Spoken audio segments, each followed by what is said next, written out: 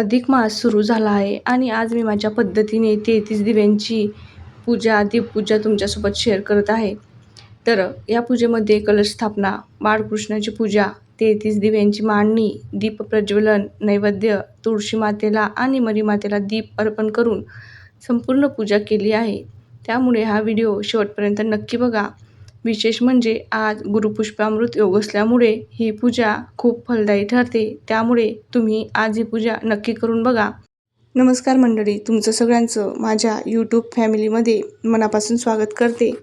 तुम्ही जर माझ्या चॅनलवर नवीन असणार तर प्लीज चॅनलला लाईक, शेअर, कमेंट्स करायला विसरू नका. सगळ्यात महत्त्वाचं सबस्क्राईब करा आणि हा व्हिडिओ इतरांपर्यंतही शेअर करा. चला तर व्हिडिओला आपण सुरुवात करूया. सर्वात आधी मी पूजेसाठी लागणारं संपूर्ण साहित्य तयार करून घेतलं. त्यामध्ये मातीच्या पंत्या, वाती, वितळलेलं तूप, हळद, कुंकू, फुले, प्रसाद आणि इतर पूजेचं साहित्य टेबलावर मांडून घेतलं. नंतर मी कलश स्थापना करायला घेतली. सर्वात अगोदर कलशावर स्वस्तिक काढलं. त्यानंतर हळदी कुंकाने त्याला पूजन केलं. चारही बाजूंनी कलशाची पूजा केली. हळद, कुंकू, अक्षता वाहिल्या आणि कलशाचं पूजन पूर्ण केलं. तर कलशाचं पूजन झाल्यानंतर ज्या ठिकाणी आपण कलश स्थापना करणार आहोत त्या ठिकाणाची पूजा करूया. मी कलश स्थापना इथे ताटातच करते, त्यामुळे मी इथे ताटाची पूजा करून घेते. ताटामध्ये तुम्ही रांगोळी काढू शकता. तुमच्या पद्धतीने आपल्याला आवडेल तशी आपण सजावट करून घेऊया. तर मी अगोदर पाण्याच्या कलशामध्ये पाणी भरून घेतलं. त्यात हळद, कुंकू, अक्षदा, एक फूल वाहिलं. माझ्याकडे नागवेलीचे पानं अवेलेबल नव्हते तर मी पारिजातकाचे पानं घेतले. पारिजातक भगवान विष्णूंना खूप प्रिय आहे, त्यामुळे मी इथे त्यांचीच पानं घेतली. कलशावर तांदूळ भरलेली वाटी ठेवून त्यावर हळद, कुंकू वाहिले.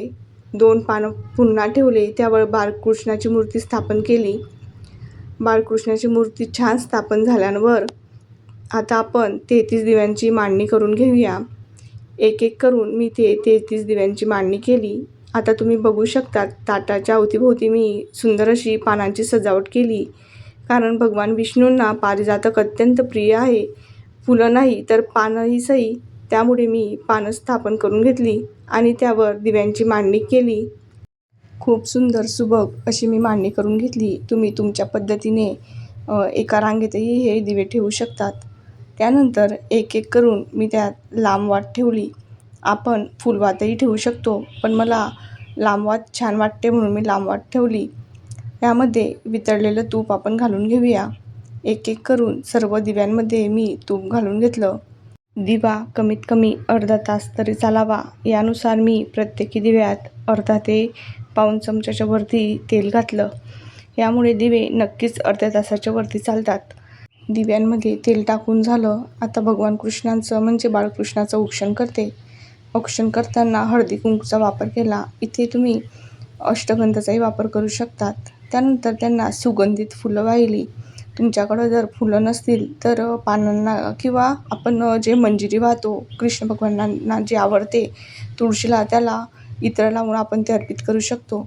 मी इथे गुलाबाचं फूल, मोगऱ्याचं फूल आणि त्यांची सगळ्यात प्रिय आवडती वस्तू म्हणजे मंजिरी, म्हणजेच आपलं तुळशीच्या वरतीच्या मंजिरी येतात त्या वाहिल्या. तुम्ही याऐवजी तुम्हाला पानं भेटली तरी चालतील. सुंदर सजावट केली की मन कसं प्रसन्न राहतं ना.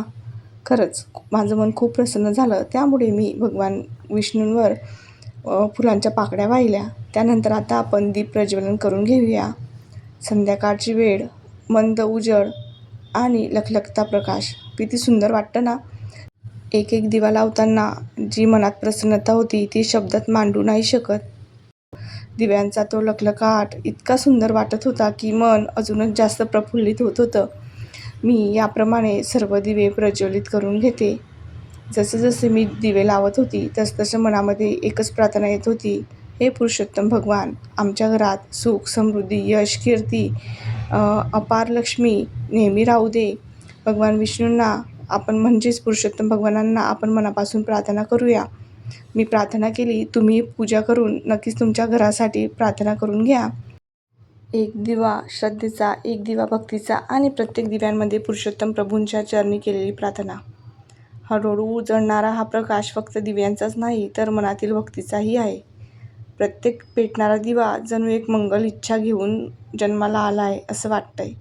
खरंच खूप सुंदर असं आध्यात्मिक वातावरण माझ्या घरात तयार झालेलं होतं. मी माहेरी असल्याकारणाने मी ही पूजा माझ्या माहेरीच केली. माझ्यासह माझ्या आई, बहिणीने आणि भावाने ही पूजा केली. तर आजची पूजा तुम्हाला कशी वाटली नक्कीच कमेंट्समध्ये सांगा आणि व्हिडिओला लाईक, शेअर, कमेंट्स करायला विसरू नका. चॅनलला शेअर करा जेणेकरून माझे इतर व्हिडिओही तुमच्यापर्यंत नक्कीच पोहोचतील. बेल आयकॉनलाही क्लिक करा जेणेकरून नोटिफिकेशन तुमच्या वॉलपेपरला येईल. तर आज छान असं पूजन झालं. त्यानंतर सगळ्यात महत्त्वाचं म्हणजे आता आपण नैवेद्य अर्पण करून घेऊ. मी इथे तेच पारिजातकाचे 2 पानं ठेवून त्याची पूजा करून त्यावर नैवेद्य अर्पण केला. नैवेद्यामध्ये तुम्ही फळ किंवा तुमच्या आवडीचा कोणताही पदार्थ किंवा भगवंताला जे आवडतं ते तुम्ही ठेवू शकतात. मी ते साखरेचा नैवेद्य दिला. त्यावर तुळशीपत्र ठेवलं. तुळशीपत्र घेऊन ओम भूर्भुवः स्वहा म्हणजेच आपला गायत्री मंत्र म्हणून ते पान मी नैवेद्याभोवती फिरवला. त्यानंतर आपण जसं महाराजांना नैवेद्य देतो त्या पद्धतीने आपण बाळकृष्णांना नैवेद्य अर्पण करूया. शेवटी कृष्णार्पण नमस्ते म्हणून ते पान बाळकृष्णांना वाहिलं. त्यानंतर सगळ्यात महत्त्वाचं म्हणजे जेव्हा आपले दिवे प्रज्वलित असतात तेव्हाच आपल्याला त्यांचं औक्षण करायचं आहे किंवा त्या अगोदरही तुम्ही औक्षण करू शकतात. तर मी दिवे प्रज्वलित केले होतेच. त्यानंतर मी सगळ्या दिव्यांचं औक्षण करून घेतलं. त्यांची पूजा करून घेतली. हळद, कुंकू, अक्षता सगळं वाहिलं. त्यानंतर त्यांना नमस्कार केला. आपल्या मनातली इच्छा भगवान विष्णूंना म्हणजेच पुरुषोत्तम भगवानांना सांगितली आणि मनातल्या मनात प्रार्थना केली की जी ही प्रार्थना असेल ती पूर्ण होऊ दे.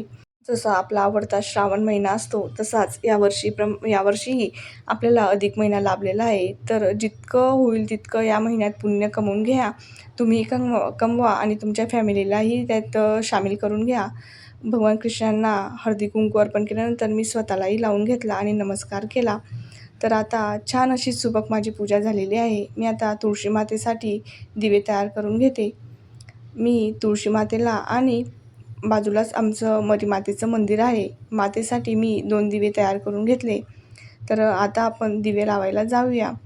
सगळ्यात महत्त्वाचं सायंकाळची वेळ असल्याकारणाने रोज संध्याकाळी तुळशी मातेला तुपाचा दिवा नक्कीच लावा जेणेकरून आपल्या घरामध्ये भरभराट येईल आणि तुळशी मातेला पूजन करून त्यांचं आशीर्वाद नक्कीच घ्यावा. तर आता मी तुळशी मातेला छान असा दिवा लावून घेते. व्हिडिओत बघू शकतात खूप वारा असल्यामुळे दिवे थोडे विझण्यासारखे होते पण मी एकही दिवा विझू दिला नाही. तर मी मस्त असा तुळशी मातेलाच दिवा अर्पण करून घेतला. आता आमच्या इथे तुळशीचं इथं छोटंसं रोप आहे. हे जे तुम्हाला दिसतं आहे ते गोकोणीचं वेल तिथंच वाढतोय. त्यानंतर मी धूप अर्पण केलं. धूपही ओवाळून घेतलं आणि तुळशी मातेला नमस्कार केला. चला आता मरीमातेला दिवा लावून घेऊया. मंदिर बाजूलाच असल्याकारणाने लगेच आपण मंदिरातही पोचलो. सगळ्यात अगोदर पायऱ्यांवर मी नमस्कार केला. मध्ये घंटा वाजवली. घंट्याच्या खाली किमान 2-3 सेकंद तरी राहावं असं म्हणतात.